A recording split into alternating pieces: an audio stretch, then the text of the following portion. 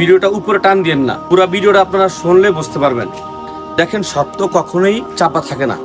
সেই ছেলে যে মাকে হত্যা করেনি, বারাটিয়া হত্যা করেছে, সেটার প্রমাণ বের হয়ে আসছে আলহামদুলিল্লাহ। যেহেতু ছেলেটার ভিতরে কোরআন আছে, ছেলেটা নামে যে বদনাম করা হয়েছিল, ছেলেটা মাদ্রাসার ছাত্র বিদায়ী, হয়তো কোনো দুষ্কৃতিকারীরা, কোনো একটা গোষ্ঠী, তারা মাদ্রাসার বদনামের জন্য এটা করেছে, বদনামের জন্য করেছে, ছেলেকে ফাঁসিয়ে দেওয়া হয়েছিল।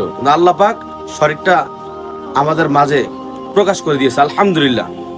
এজন্য আমার প্রিয় ভাইয়েরা বলবো যে, যেভাবে ছেলেটা মাকে হত্যা করেছে বলে সারা দেশ ভাইরাল হয়েছে, এই ছেলে যে মাকে হত্যা করেনি, বাড়ির ভাড়াটিয়া হত্যা করেছে, এই তথ্যটাও আপনারা প্রচুর পরিমাণ ভাইরাল করবেন, প্রচুর পরিমাণ শেয়ার করে দিবেন, যাতে সবাই জানতে পারে যে আসলেই মাদ্রাসা পুরো ছেলেরা কখনো মাকে হত্যা করতে পারে না, এটা সম্ভব না।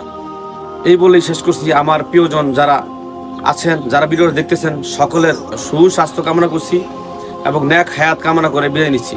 আসসালামু আলাইকুম রহমতুল্লাহি ওয়া বারাকাতুহু।